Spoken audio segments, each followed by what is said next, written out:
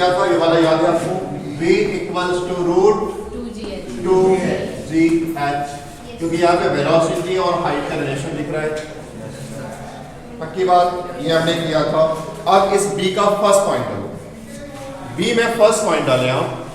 The first point is height attend by the ball after first rebound.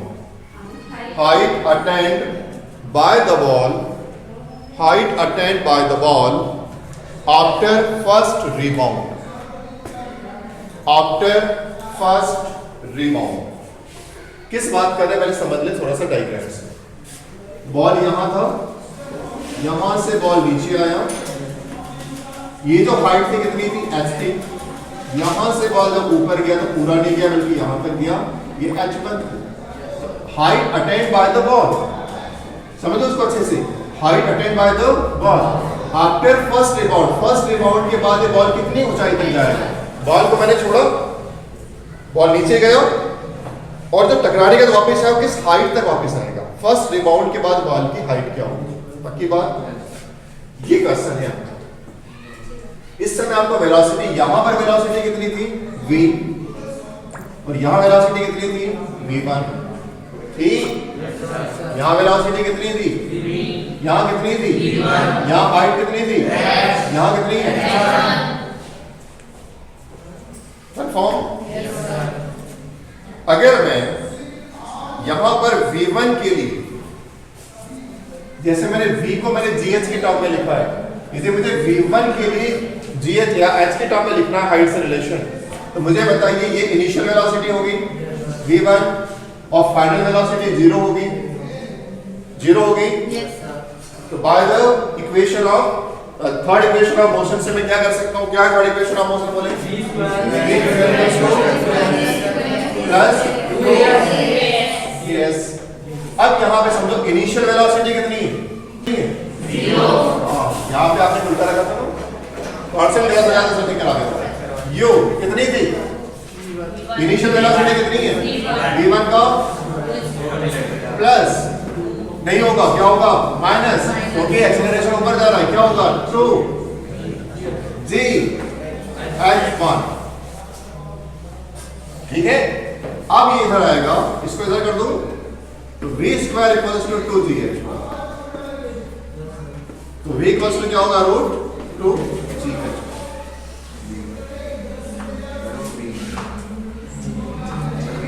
हाँ यार ठीक है, बस ये प्रॉब्लम, बाकी ठीक है, बाकी तो आपने बात करते हैं।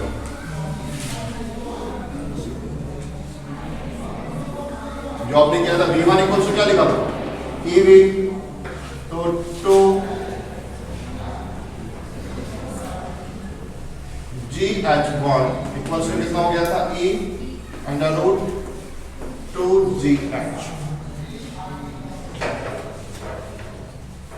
स्क्वायर किया था तो हो गया था 2gh1 equals to e square gh, 2gh,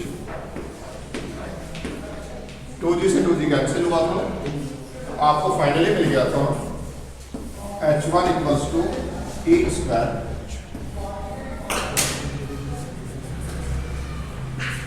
ठीक है, इसे ठीक कर लें।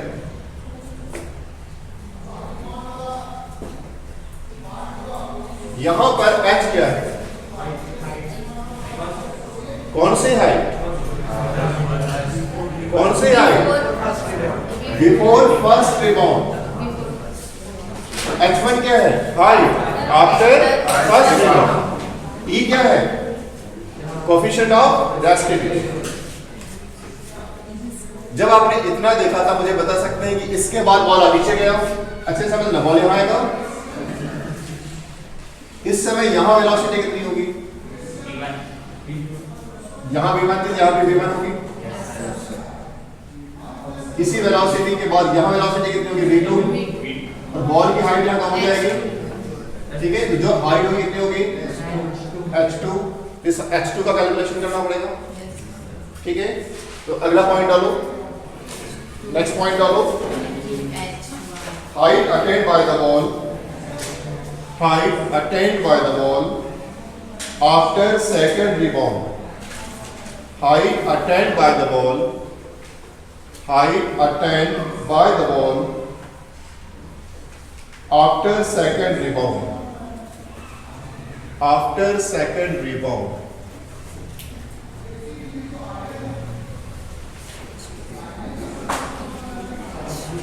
अब मुझे बताएं h1 equals to a square h है, तो h2 इक्वल्स टू क्या होगा? e स्क्वायर h1 होगा ऐसा? अरे h1 equals to a square h है, तो h2 इक्वल्स टू क्या होगा? e स्क्वायर h1 होगा? नहीं है, पक्का है? h1 equals to a square h है, तो इसलिए h2 इक्वल्स टू, इसमें ही बढ़ा रहा हूं, h1 हो जाएगा। ठीक है, इस केस में क्या मैं h1 की वैल्यू यहां रख दूं? क्या हो जाएगी बोलो? h2 equals to a square, और इसकी वैल्यू कितनी? e square h, h2 equals to कितना होगा? नोट कर ले।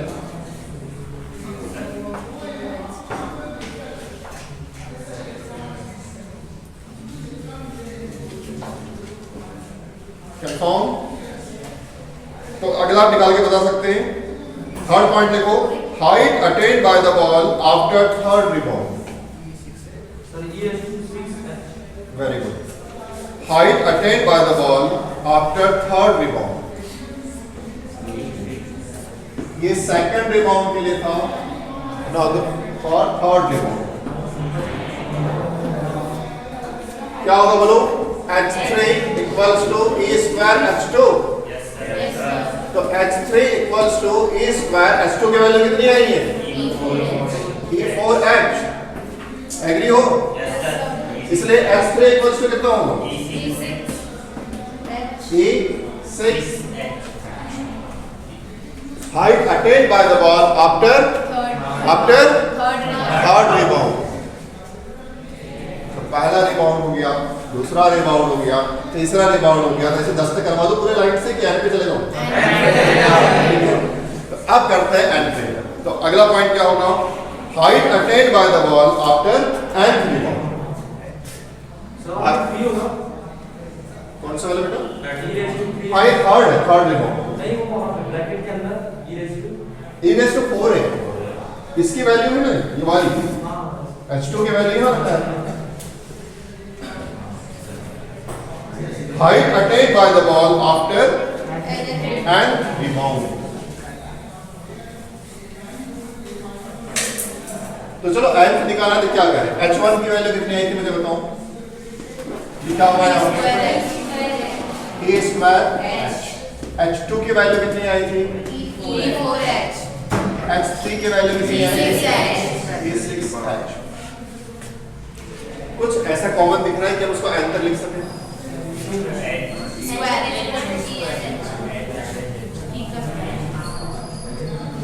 अरे 2 का टेबल चल रहा है ना? 2 का टेबल चल रहा इस पर पावर पर, इसको अपन ऐसे भी तो लिख सकते हैं, a 2 into 1 h। इसे कितना लिख सकते हो? a 2 into 2 h। इसे कितना लिख सकते हो? a 2 into 3 h। ये हो रहा, तो यहाँ पे h कितना होगा? a 2n h। आई बात समझ में? 100%। नोट करिए।